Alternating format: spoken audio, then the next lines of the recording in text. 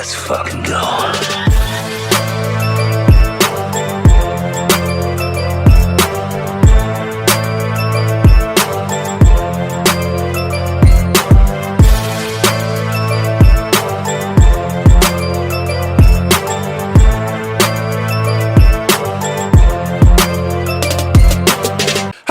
Welcome to the Comic Grade Movie Show. My name is Deshaun, and today I'm here to make a video that I have been thinking of making for years now. For years now, I have been debating making this video, but, you know, I've gone back and forth on it because the topic of this video has kind of been dormant for a little bit, for almost a decade now. For almost a decade, maybe even more than a decade, this movie franchise has kind of been quieted. No one really talked about it. So it felt kind of like beating a dead horse. It felt like just talking shit about something that no one's even talking about right now. So, but with the new release, with having a new movie releasing this week, I have to say this video is why Avatar is overrated.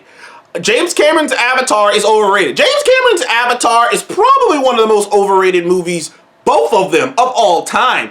And the thing about this movie franchise is I wasn't going to talk about it because I'm not the type of guy who goes out of his way to hate on stuff. Like, that's not what I do. There are channels, like, and it saddens me that there are channels and entire feeds and, you know, Reddit, entire posts and shit, just, you know, completely based around hating on something. I don't like doing that. Like, that's why I didn't go see Joker 2, and that's why I haven't, like, that's why there's certain movies and shows that, like, if you don't see me review it, it's because I'm not that interested in it. I don't want to force myself. Like, now I'll see it, and if it's good, I'll tell you about it, but I don't like to force myself to hate watch stuff. Like, okay, maybe I will hate watch stuff, but I don't need to talk about it with you. I don't need to post it up about it. Like, I don't do that anymore. Maybe I used to do that, like hate watch, but I don't post about it. It's just not what I like to do. And like I said, for a long time, there was like a long stretch of time where where the only two contexts people ever talked about James Cameron's Avatar was when they were talking about 3D and when they were talking about in-game. The only reason they talk about it when they talk about 3D is because Avatar is probably the greatest 3D movie of all time. It's the greatest example of 3D. Avatar, the original Avatar, was such a great 3D experience that people genuinely thought that 3D was going to take over Hollywood, that all movie theaters were going to just become, like, people genuinely thought 3D was like the next evolution. Like, you know how people say that, like, 2D animation has gone out and 3D animation came in? Like, that's what people thought. People thought most movies are going to be made in 3D going forward. That's how good of 3D Avatar had. So that's top. So whenever there's a movie that even has any remote 3D qualities, they always reference Avatar. And Avengers Endgame, obviously, because the two movies are jockeying for the most money of all time in terms of theatrical release. The most money ever in a theatrical release. And to be fair, Endgame might get that title back next year when it's released. But those are the only two contexts I ever heard that movie under in, like, throughout the course of my life after seeing it the first time in theaters. So it just kind of felt like beating a dead horse. But with a new movie coming out this week, and with me personally being shocked by the financial, by just the financial success of Avatar: Way of Water, because I'm gonna be perfectly honest with you, I heard so little people talking about the first Avatar after it released that in my brain I was like, dude, I don't hear anyone talking about it. The trailers, when they released the trailers, it's not like these trailers, like the Way of Water trailers are like the most viewed fucking trailers of all time. You know what I mean? These trailers aren't getting, like, I don't know if Way of Water or Fire and Ash are either one of those trailers. You can comment below. I'm not sure. Either one of those trailers, and even the top 5 most viewed trailers, do they have anything like that? They don't have they don't have one of the best opening weekends. It's so crazy how these movies keep making so much money. And it baffled me. And now we got a new one coming out, and I've seen some of the reactions and I've seen some of the reviews, and I'm like, it's still so similar. So the reason that I think the franchise itself, in particular, that first movie is so overrated is, and I could go on and on about the whole about the whole plot being just derivative of other things, Dancing with Wolves, Fern Gully. I can get into that, and everyone brings that up, and everyone always says you can't say that. And that is true. There are plenty of movies and stories that are derivative in terms of the plot, in terms of the actual story, that are derivative of other movies, and that's not a complete negative, because you can still make a great movie that way. But the problem with that first Avatar movie was, in my personal opinion, there was such artistry and the creation of Pandora and the Navi and like all of that in this world and all these things. It was some of the best CGI ever of all time. Like, it was a breathtaking visual experience. That the laziness of the actual story and characters, like, you know how I know this movie is so lazy? But nothing about that first movie epitomizes the laziness more than the mineral that the big evil corporation is going to get. It is called unobtainium. Do you know how, like, and it's crazy in my brain, I'm like, I know it's an alien rock. You know, vibranium isn't real, adamantium isn't real, kryptonite isn't real. I got it. But unobtainium? Like, I was like, seriously? And like, no one questioned it.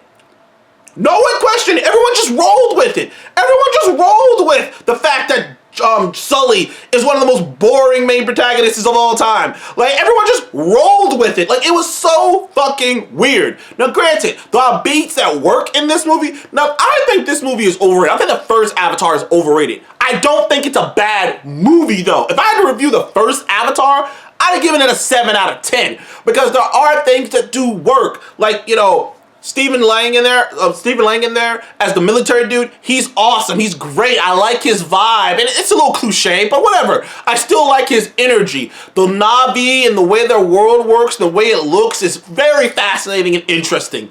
Like, the way the machines work and the way that, like, but see, right there and there, I'm talking about visuals. So from a visuals perspective alone, it was revolutionary, and it's the visual style, it was original, the visuals were so original, were so revolutionary, that I kind of let some of the story beats that were kind of stupid, some of the characters that were kind of boring slide, even though most people can only remember Jake Sully. Most people can only remember him. Most people can't remember anyone else's name from that movie. Like, that's the funny thing. And it's been brought up countless times, is how little of an actual cultural impact this movie has made. People know what Avatar is, but no one can. Most people don't even remember Pandora, for crying out loud. That's how crazy it is. Like it's not like Avatar selling like a shit ton of toys. I have never walked in anyone's house. Little girl, little boy's room is on Avatar poster, for crying out loud. Biggest movie of all time. Biggest sci-fi movie of all time. And there ain't a single poster in anyone's goddamn room about it. But I digress.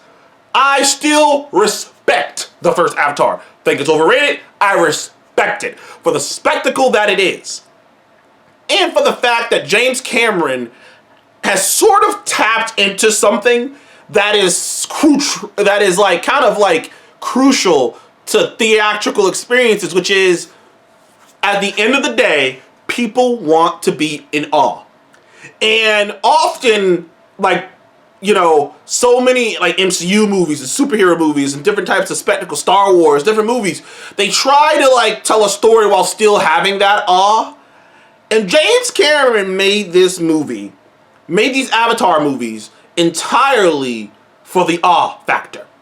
These movies are entirely for the awe factor. These movies are movies that are for the big screen. It is for you to keep just like in awe of. These movies are the definition of turn your brain off and be in awe. But not, it's weird, because the Avatar movies are turn your brain off movies, but not in the, this is a bad movie kind of way.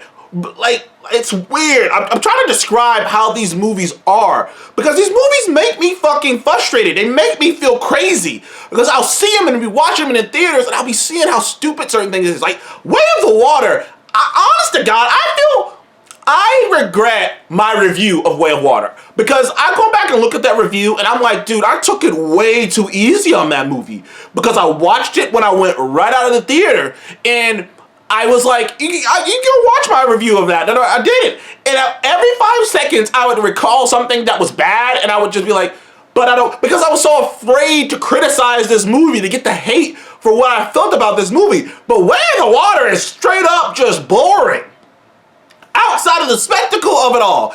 And it's like, dude, how long can you get by just making something look spectacular? The Avatar franchise has become the equivalent of the big shiny object. It has become the equivalent of the fucking of the laser pointer at a cat. And like, And it just like, it amazes me that that shit still works on people. Because like, the Avatar movies are what people think the superhero movies are.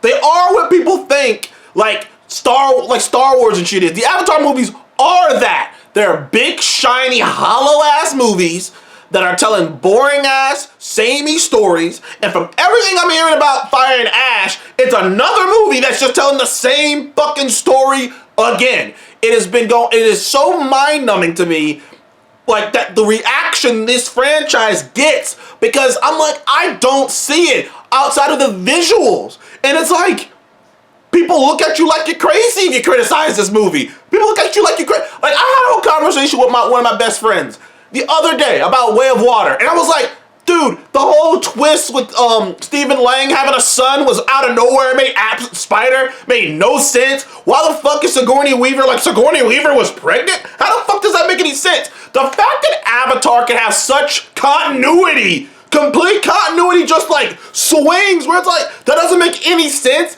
and no one questions it. I've never seen that before.